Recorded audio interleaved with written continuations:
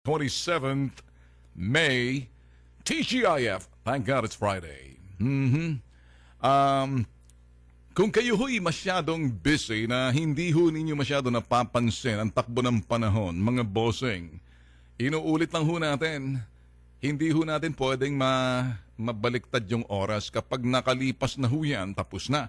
Kaya yung mga nagpapalaki ho ng kanilang mga anak, yung sabihin na ho natin, minsan lang ho lumaki yung mga anak natin kapag medyo lumaki na ho yan, pagkatapos layo ho sa atin, kulang ho tayo sa komunikasyon, engaging with our kids. Ako naniniwala na yun hong sa mesa, magandang forum ho yan para mapag-usap yung mga anak at yung mga magulang. And once upon a time, kami ho naniniwala ho ko na when my kids, during those times, ako ho talagang pumupunta ng kwarto ng anak ko and then some, kwentuhan konti. Sometimes say hi. Kumusta ho? Anong nangyari ngayong araw?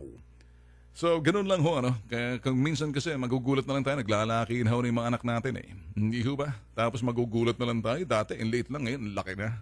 And tanong, nasayang bang panahon mo? Okay? O doon sa mga anak na medyo layo sa kanilang mga magulang na kung minsan pinabalayo ng magulang o yung ibang mga anak na nagtatampo sa mga magulang. Come on, give me a break! While your parents are still alive in the living years, may kanta ho niyan eh. Alam niyo ho man, may kantang The Living Years. Marami ho kasing iba, iiyak na lang kapag wala ng magulang. Magsisisi sa kanilang ginawa na hindi na pinapansin. All of a sudden, yumao na gulat na lang sila. Tsaka iiyak na sasama doon sa sinasabing sementeryo. Kapag nabubuhay pa ang mga magulang natin sa mundong ito, kinakailangan rin binibisita naman natin mga bossing. Hindi ho ba? Kasi may mga magulang nagtatampo ho yan kapag ikay busy ka na. So ang tendency, napapabayaan natin na hindi naman natin sinasadya. It takes a little time to, alam niyo man siguro, meron naman kayong ability to move is what we call power. The power to walk. Go there and visit your mom and your dad. Hindi ho ba? Kayong lalong-lalo na yung mga bata, yung mga anak. Nakakalimot ho kayo, tapos medyo, alam niyo man kung minsan pag medyo tumatanda, mga magulang, nagsasentimento ho yan eh. Di ba? Hindi ho nagsasalita, pero nagkikimkim. Kaya ako ho'y nagpapalala lang. Yung mga medyo may kunting tampo-tampo sa mga tampororot dyan sa mga... Bisitahin niyo magulang niyo. Tatanda rin kayo. As a matter of fact, iba sa inyo, magulang na nga eh, pero pinababayaan. Yung iba kasi sinisisi pang magulang sa mundong ito kung bakit nilabas sila. Napakasulit. Sasapatusin ko kayo mamaya dyan eh. Mais na kayo. Parang sinisisi pang magulang na inilabas sila sa mundong ito. Can you imagine that? Sus, Ginoo. Oh, my point, mga bossing, in the living years where we're still alive and kicking, maganda ho yung maganda. We engage by talking, by interfacing, interacting with one another. Pero sa magulang ho natin iba, bibisitahin ho natin. Marami ko kasi nakikita mga magulang proud ho sila sa mga anak nila. And then, kung minsan, yung mga magulang naman, mga anak naman sa sobrang busy, okay lang, tawag lang. Iba yung tawag, iba yung bisita, iba yung padala ng regalo, iba yung pinupuntahan mo, umuupo ka ro, nakikita ka ng magulang mo. Kasi may mga magulang kasing hindi ho nakatira sa kanilang mga anak at gusto maging independente, isa ho yan, kapareho yung mother ho namin. Alam ko kung minsan nakikinig ho sa atin. Kapag medyo sabi niya, sige pinapatay ko na lang yung sound. Pinanood na lang kita. So anyway, yun lang, imagining, sabi ni Roland Calicdan, I like the song, In the Living Years. That's the title of the song, Mike and the Mechanics. Si Christine Barris, good morning. Sa July 1st na po, matigil ang naninigarilyo sa daan, ipatupad ang curfew, pati yung video, okay?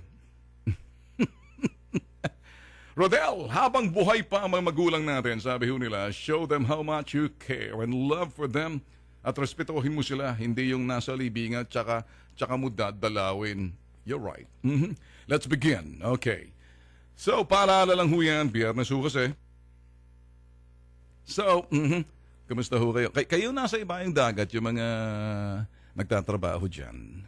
It pays na, kung minsan, tawagan niyo ho ninyong mga magulang kung sila ho'y nandyan. May mga, kasi ho kami sa aming public service, kung minsan nakikita ho namin, yung magulang nagsusumbong sa amin.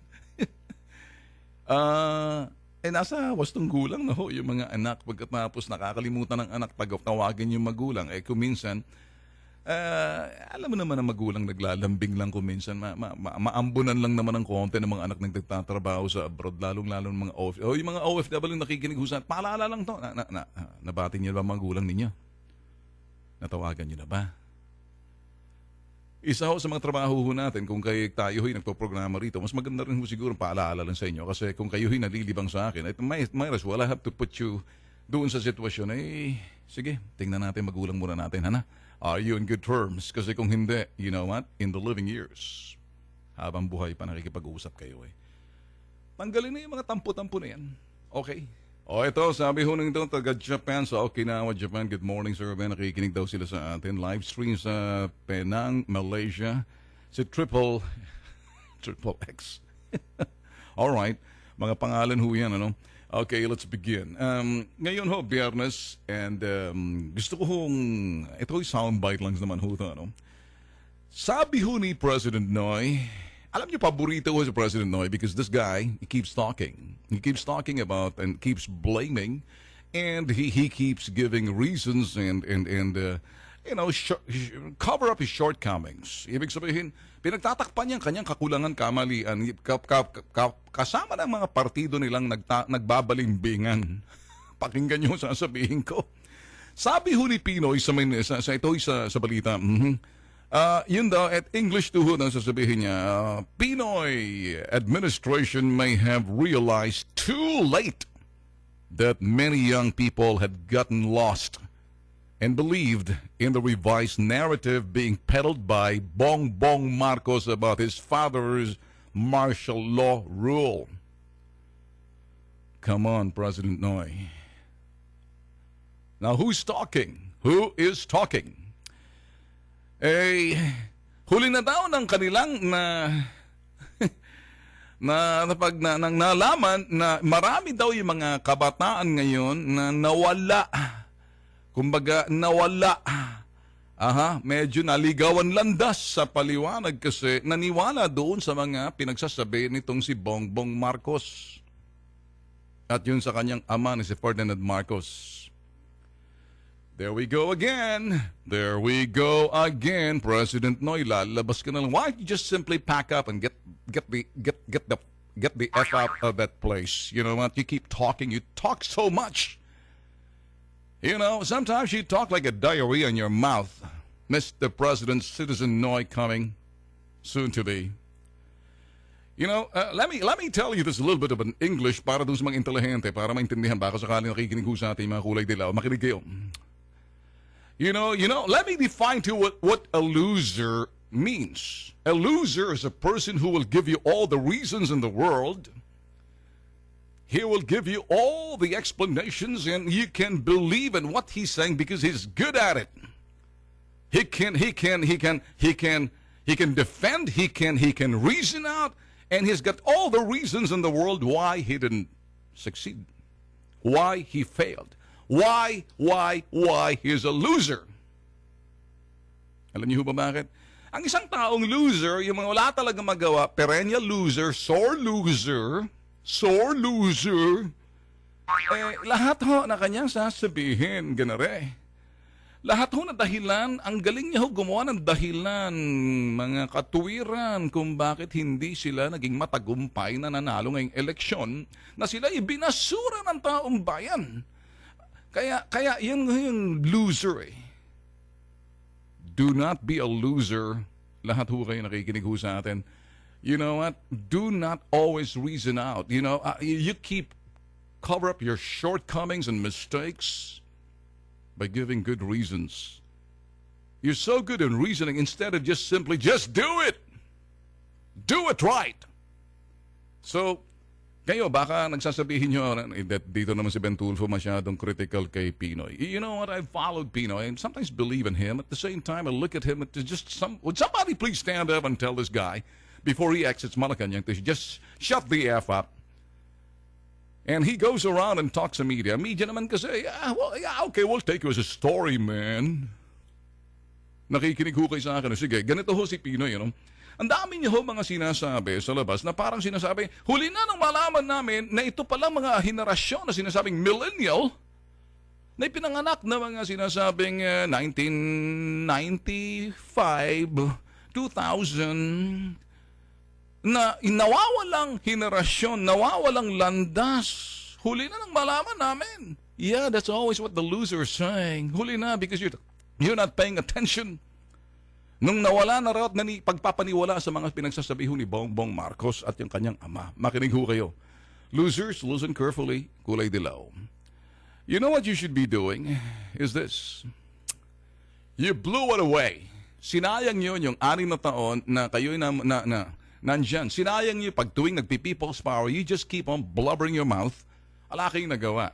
So, alam nyo, itong mga batang, mga kabataang sabihin natin 25 pababa or 30 pababa, sila ho'y, sabihin na ho natin, sila ho'y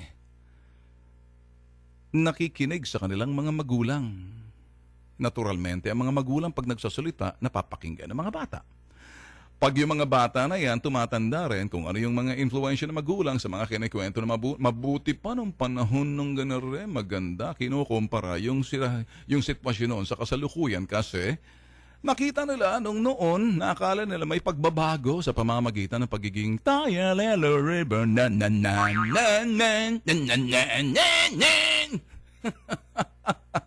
yeah, come on! Yellow Ribbon! That's a song. No longer apply. You blew it away, you bunch of yellow. Sabihin na ho natin, it's mellow yellow. Come on. You know, when you start talking and parang minaliit mo yung mga henerasyong kasalukuyan na millennial na sinasabi mo, para bang ang dating, hindi marunong mag-isip yung mga kabataan ngayon, mga sangkatarbang mga bobo. Yun ba? May mga magulang yan, nag-aral sa kolehiyo yan eh. Nag-graduate yan, marunong nang tumingin. Kasi hindi kasi kasi ganito lang eh. Dahilan ho ng problema lang ang nakikita ninyo. Epekto lang ng problema. Ang dahilan ng problema, kayo. Yellow, listen carefully. May yellow bang? Wala na. Takbuhan na sila. Talo na ng bakod na. Yan ang mga yellow eh. Yellow means duwag. Yellow means, okay, ito ho sasabihin ko sa inyo. No? Listen carefully. Wag natin ang mga kabataan ngayon, they're so just a one click away and they have a lot of sites that they can go. Social media, all this new media site and everything na galing ho sa media, it's a lot easier now than before. Nung araw ho kasi, sa radyo ka lang makinig, magbasa ka lang ng dyaryo, manood ka lang ng telebisyon, lahat sinusubo. Yun naman mga may-ari ng telebisyon, may-ari ng dyaryo, sige, bobombahin ka. Ala kang forum. Sa panahon ngayon, no! People are intelligent, they're engaging. Social media. Kaya, kung binablame mo, kung sinisisi mo, President Noy, ang social media, kung kaya ang mga bata parang naging bobo ba? Or nawala ang kanilang sense of analysis, sense of evaluation, sense of validation? Kung kaya tinawag mong bobo, baka ikaw yung ob-ob. Because you don't understand the demographics and the generation at present. So hindi mo naintindihan ng mga kabataan ngayon, mas matalino sa mga kabataan. Although pareho rin, kasi mas maraming access. Although marami rin basura. Pero let me tell you this. Ang mga kabataan yan, may mga magulang. Yung mga magulang yan, natamasa nila, naramdaman nila ng mga panahon na kayo'y nandyan. So yung iba dyan mga kabataan ngayon, nasasabi ng kalang mga magulang kung ano kalang mga kikita noon. Ikukumpara na tulad ngayon. So sa nakikita na lang ngayon sa loob ng 6 na taon, tuwid na tatuwad na dadaan. Tuwid na tuwid, tumawad.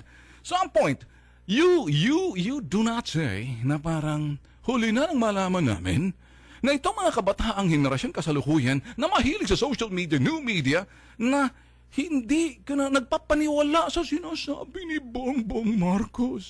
Sore losers. That's what you get when you have so much Xbox instead of just simply going to social media, new media, and traditional media. Your form of media is all about entertainment. Xbox, that's not media, that's entertainment. So what I'm saying here, mga bossing, we cannot blame the young people. You know why? May pag-iisip din sila eh. Pag ang isang bansang, ang mga mamamayan, dismayado, at patuloy na didismaya, sa tagal ng panahon yung pagkagang dismaya nila, nalalagay sila sa desperado. You first begin by being, frustrated. A series of frustrated. In the long term, being frustrated. You go to the next level, you become desperate. Kung ikay desperado, you're desperate, you kind of like feel helpless. Na parang wala kang magawa. Kaya ikay nababahala. Kapag ikay nagiging desperado, ikay nagagalit. Pag ikay nagagalit, may dahilan kung ba't ka nagagalit, kung anong iyong nararamdaman, nakikita at napapakinggan at napapanood, kahit na anong buwalta nyo, inclusive growth. Kahit na sabihin nyo, 6% growth, 6.4 BS growth. Hindi nararamdaman. Kahit natapikin niya mga daliri, mga balikat ninyo, I did a good job. Nag-antay pa kayo ng 10 taon para ako'y dumating. Bakit ngayon ka lang, President Noy? Ang mga kabataan na para bang too late na lang, sabi ho ni President Noy, huli nang malaman nila, mga kabataan, ay nadala na daw nitong si Bongbong Marcos at yung mga pangako ni Bongbong Marcos at yung martial law. Hindi nila matanggap na ibinasura sila. Kasi, sa tagal ng panahon, sa loob ng 6 na taon, at mga nakaraang taon, noon sa nanay niya at sa iba, sa tuwing may people power, nanawa yung mga tao. Di ho ba? Nag-uumpisa muna sa pagiging desmayado. Okay lang pag desmayado ka. Pag nasusundan niya ang pagdesmayado mo, nagiging desperado ka. Pag ikay na desperado, eto na. Gagalit ka. Pag ikay nagagalit, nabubuisit ka na sa nakikita mong kapabayaan, kapalpakan, walang pakialam. Hasyendero kasi. Ganyan kasi. Ganon, di ba? Kaya mga kabataan ngayon, kung kayo'y mga kabataan, matatanggap niyo ba sa sinasabi ni President Noy? Huli na malaman namin ng mga kabataan, nawala, naligaw ang landas at nadala at nagpapaniwala doon sa mga pinagsasabi ni Bongbong Marcos. Give me a break. Levy, sabi Ian Levy, ganyan talaga asal ng mga lumalaki siya ng walang kalaro. Asus Mario, may sariling mundo.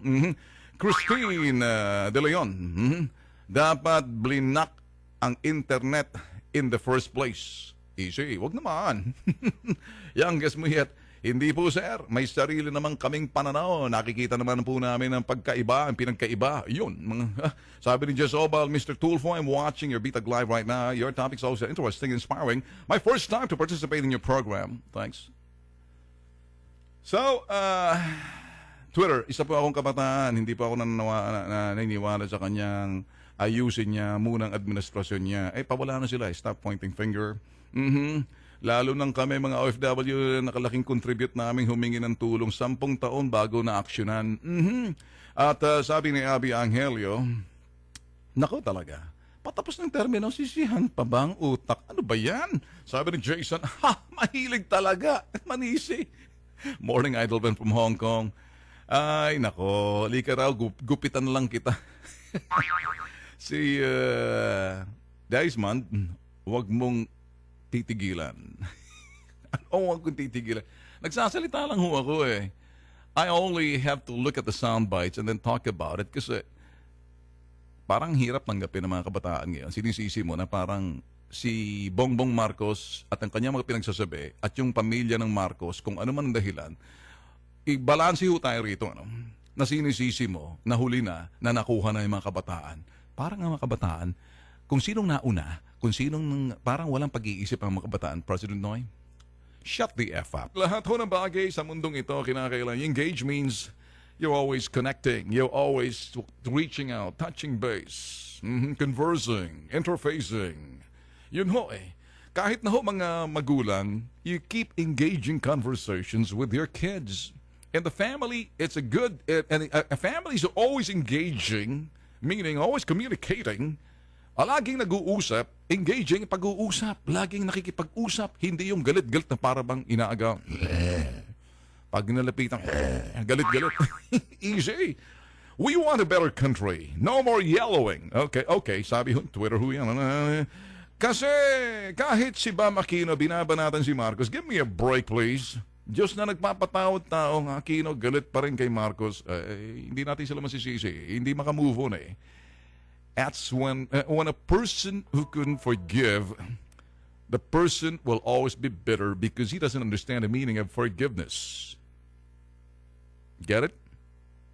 Naka-record ho lahat ng mga sinasabi ko. When a person is always bitter, he will always be angry.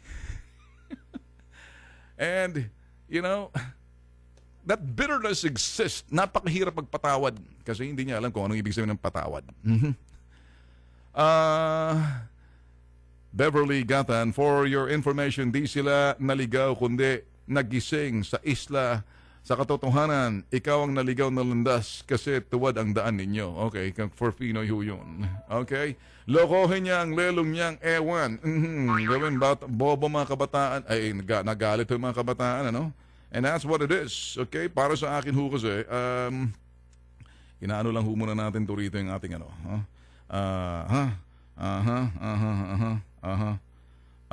Okay.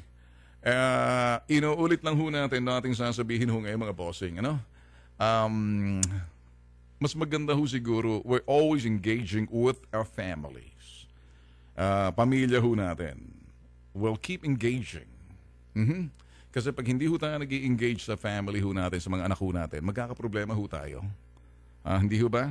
So, kaya napakahalaga. Siguro, yung sinasabi ho natin, yung mga panahon ho ng kung sino man ako po, kaya kung sino ho, dapat ho rito, you keep engaging. If the government must always keep engaging with the citizenry, di ho ba? Anong ibig sabihin keep engaging?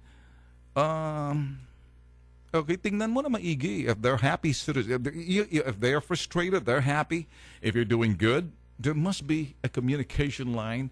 You know, it's a vertical communication from the top going down, going up, come down. Horizontal relations then. Kaliwat kanan, harap at likuran. Yun ho eh. Kasi pag hindi, laging vertical, ikay nasa taas lagi, taos pababa lagi. Hacienda style yun. You gotta do it, 360 degrees, like a circle. Both ways, up and down. Ganyan lang ho yan eh.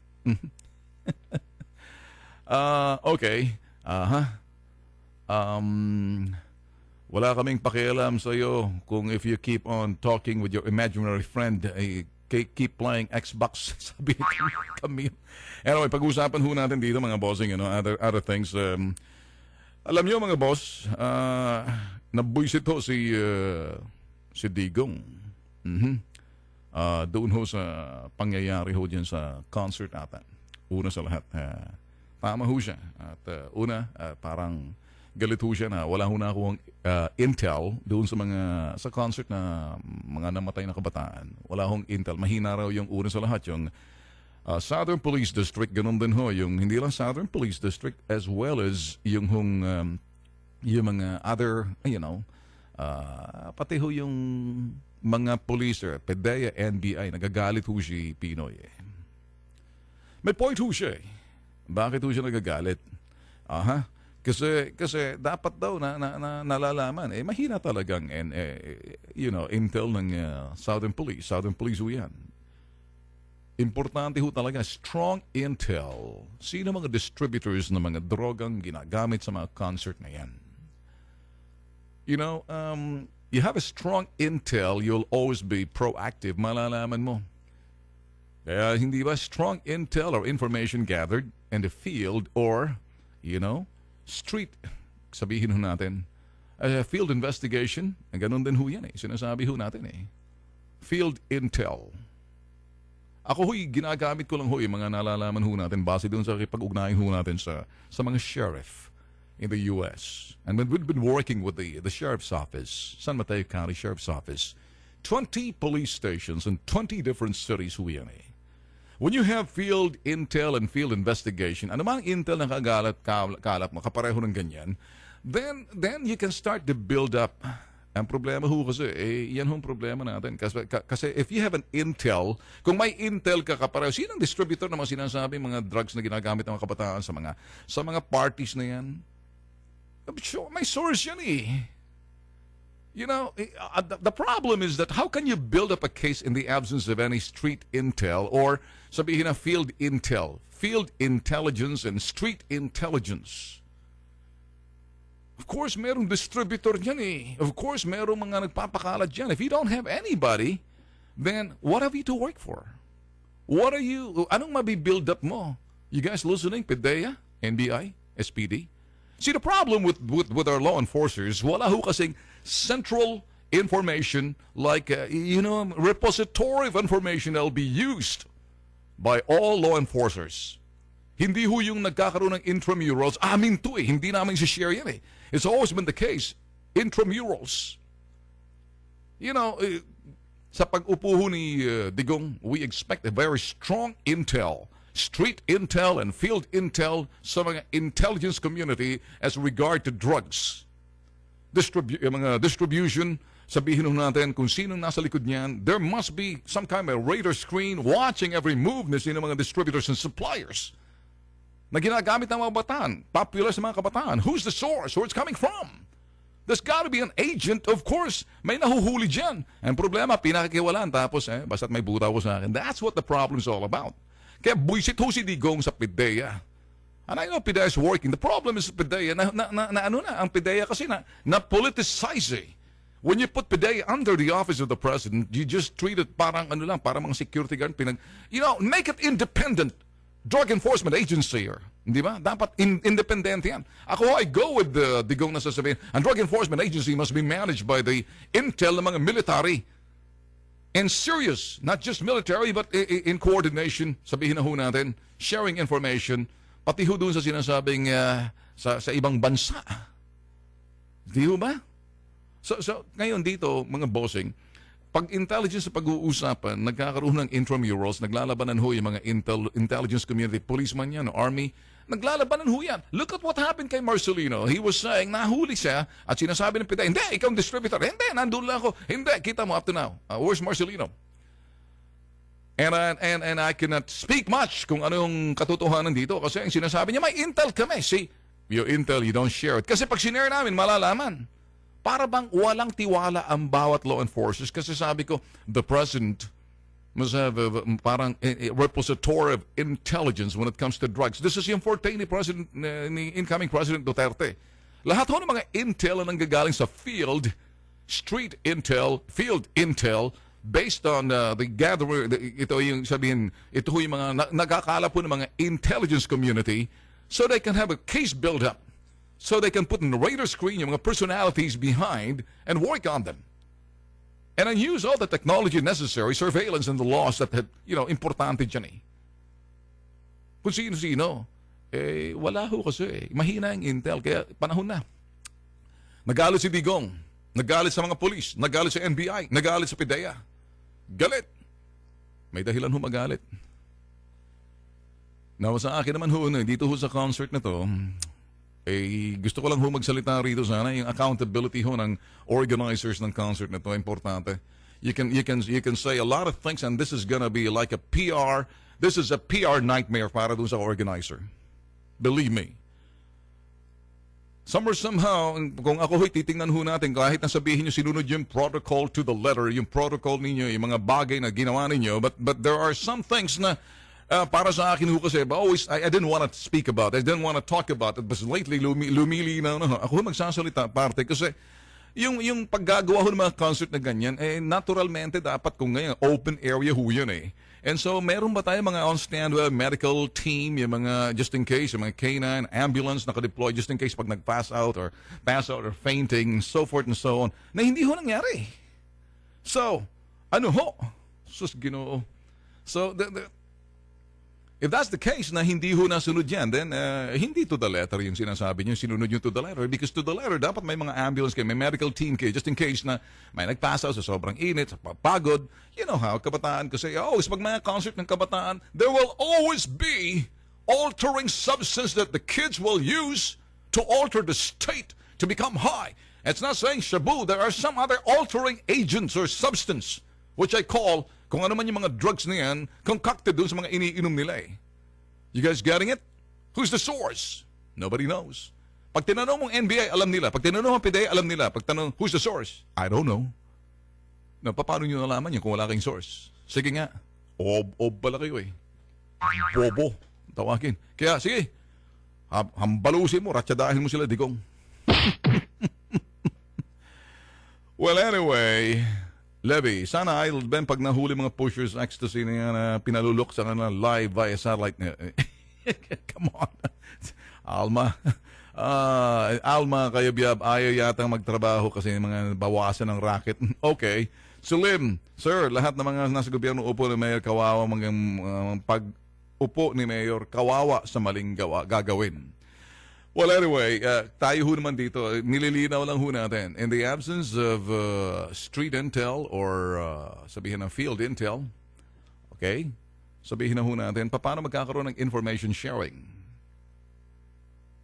When you keep information by yourselves for yourselves, may tendency ho ang bawat mga law enforcement agencies na yan from their intel will have an intramurals. May paliksahan ho sila eh.